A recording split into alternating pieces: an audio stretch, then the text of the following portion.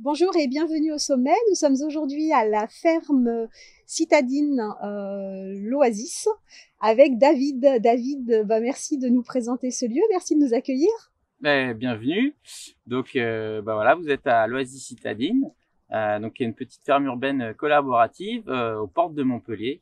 On est sur le domaine viticole du Château de Flaugergues, et donc on a la chance de pouvoir être sur ce terrain qui nous est prêté justement. Et l'idée, en fait, c'est d'avoir un endroit où on apprend aux gens, aux citadins, aux urbains, à cultiver, à jardiner, à faire ensemble, en s'inspirant des principes de la permaculture. Et donc, justement, on va essayer de toucher à tous les aspects qui peuvent avoir attrait justement à la permaculture. Comment on se nourrit, comment on va récolter de l'énergie, comment on construit des choses, comment on va transformer son alimentation, faire des produits soi-même. Et donc tout ça, on le fait joyeusement tous ensemble en réunissant un peu nos savoirs. Donc on est une équipe de 4 salariés sur la ferme qui accueille tous les jours, du lundi au dimanche, les membres de l'association. Donc la ferme justement est portée par une association. Et l'idée, c'est vraiment d'avoir une gouvernance partagée et que tous ensemble, on co-construise ce lieu et aussi cette communauté qui rassemble un peu tous ces savoirs. Et pour aussi vraiment avoir un impact sur notre façon de consommer ou tout ce qu'on fait tous les jours pour pouvoir en fait s'accompagner les uns les autres dans nos transitions, que ce soit des transitions plutôt intérieures ou des transitions extérieures quand on change de vie, on change de métier, etc. Voilà, plutôt que de se retrouver un peu tout seul, et là on se retrouve sur un lieu au milieu des vignes où on peut discuter, échanger avec des gens qui vont nous permettre aussi d'avancer plus facilement, plus rapidement sur notre chemin. Et donc pour faire ça, on propose pas mal de formations sur le lieu. Il y a beaucoup d'échanges informels, souvent par exemple autour de repas partagés, ce qui permet de partager les récoltes de la ferme, parce qu'on ne vend pas les produits à l'extérieur. Mais on va aussi avoir des formations autour de la permaculture, des formations autour de l'agroécologie, des cycles très complets, notamment 5 journées complètes sur l'agroécologie. Et donc tout ça, c'est aussi parce qu'on est une équipe polyvalente. On est 4 à avoir créé le lieu. Et donc dans cette équipe, il y a 2 ingénieurs agronomes. On a aussi un super bricoleur qui nous permet de réaliser un peu tous nos rêves. Et puis il y a quelqu'un qui a fait aussi une école de commerce, donc ça nous permet aussi de faire fonctionner tout ça tous ensemble. Et l'idée, c'est aussi d'avoir un endroit où les gens peuvent se reposer, se retrouver ensemble, mettre les mains dans la terre. On propose aussi des cours de bien-être toute l'année, que ce soit des cours de yoga, de qigong, de sophrologie, dans ce cadre en extérieur. Et donc c'est vrai qu'aujourd'hui, ça a pris encore plus de valeur. Donc on a vraiment de la chance d'avoir ce lieu. On adore le partager justement avec toutes les personnes.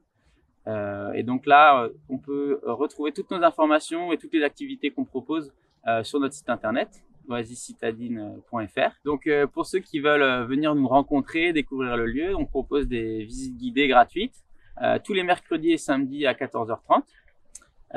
Et les gens qui aiment vraiment le lieu et veulent vraiment participer peuvent devenir ensuite, s'ils veulent, adhérents de l'association. Et s'il y en a qui se demandent peut-être effectivement qu'est-ce que c'est la permaculture et l'agroécologie, parce qu'effectivement on s'inspire de cette science, on va dire. La permaculture pour nous c'est une manière consciente de concevoir des écosystèmes.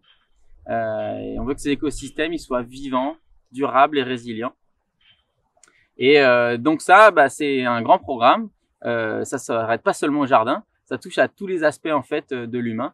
On essaie d'avoir un écosystème qui réponde à nos besoins en tant qu'être humain. Et donc, on va aller vraiment travailler toutes les thématiques, que ce soit de l'habitat, l'éco-construction, ça va être de comment on travaille ensemble, comment on s'organise, comment on échange des biens, des services. Donc, il y a vraiment beaucoup d'aspects à aller trouver autour de la permaculture. Et c'est souvent une notion qui est assez floue. Et ce qu'on propose vraiment ici sur le lieu qui est assez unique, c'est vraiment de voir concrètement, pratiquement, comment on peut l'appliquer, comment on peut vraiment l'utiliser tous les jours, même si on vit dans un contexte qui est urbain ou périurbain. On n'est pas obligé d'être perdu au milieu de la campagne pour faire la permaculture. Et c'est vraiment ici trouver un lieu où on peut vraiment voir comment, à sa propre échelle, on peut l'adapter et l'utiliser tous les jours. Donc aussi, il y a une des thématiques qui est assez importante en fait sur la ferme, qui fait partie du cœur en fait de notre activité, parce qu'on s'intègre vraiment dans l'agriculture urbaine. c'est vraiment, on essaie de créer une économie sociale et solidaire. Et comment on fait ça globalement? C'est-à-dire qu'en gros, on va regarder autour de nous et on va regarder toutes les ressources qui sont à disposition, qui sont souvent considérées comme des déchets par la plupart des industries ou des acteurs qui sont autour de nous. Et donc, on commence par ce qu'il y a le plus près, par exemple le château, quand ils vont tailler les arbres, etc., dans le parc, on récupère ça, nous on peut après le broyer, faire du compost avec, etc. On recrée du sol.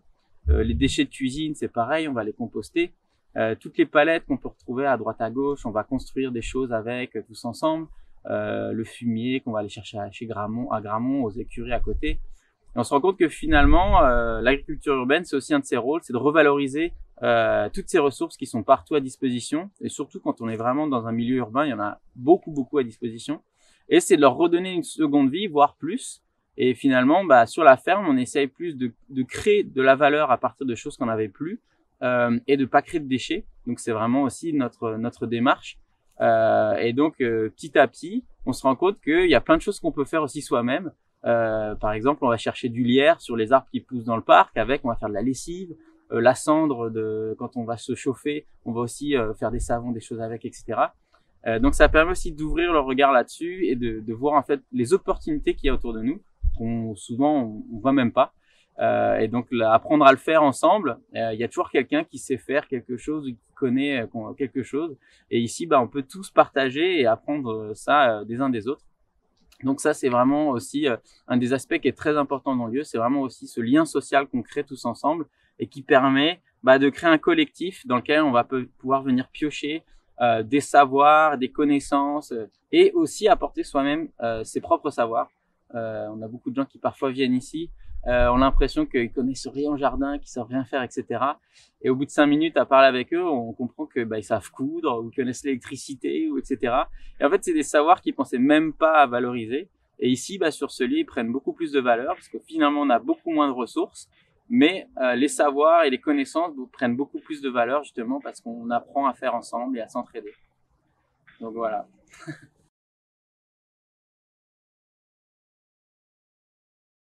Donc aussi par rapport aux productions qu'on a sur la ferme, parce que donc on est une petite ferme qui a une petite taille, mais on a beaucoup d'activités et on a beaucoup de productions très diversifiées. Donc ce qui paraît le plus évident quand on arrive, c'est les légumes parce qu'on voit les jardins. On a aussi des ruches, donc effectivement on apprend à s'occuper des abeilles, on peut récupérer du miel. On a aussi une forêt comestible qui produit pas mal de fruits tout au long de l'année. On a des vignes avec lesquelles on va faire du vin. On apprend aussi à faire de la bière. On a les poulettes qu'on entend un peu en fond, justement, qui nous font des œufs. Donc tout ça, tous ensemble, en fait, on se rend compte que finalement, sur une petite surface, on peut créer beaucoup de choses et qu'on va pouvoir partager ensemble. Et donc justement, ces activités qu'on propose, parce que finalement, autour de toutes ces productions, c'est autant de choses qu'on peut apprendre et d'univers qu'on peut découvrir. C'est ouvert finalement à tout le monde. Tout le monde peut venir découvrir et s'intéresser et commencer par une porte d'entrée qui l'intéresse le plus. Et donc pour ce faire, on a un site internet sur lequel on a un calendrier avec toutes nos activités qui sont référencées. Et tout le monde peut venir participer. C'est tous nos ateliers sont ouverts, ils sont sur participation libre, sur donation. Et donc les gens qui veulent aller voir sur le site internet oasiscitadine.fr dans la rubrique calendrier pourront voir toutes nos activités et venir, pourquoi pas, un atelier de brassage, un atelier dans le jardin, un atelier de fabrication de bacs ou quoi que ce soit. Il y en a un peu pour tous les goûts.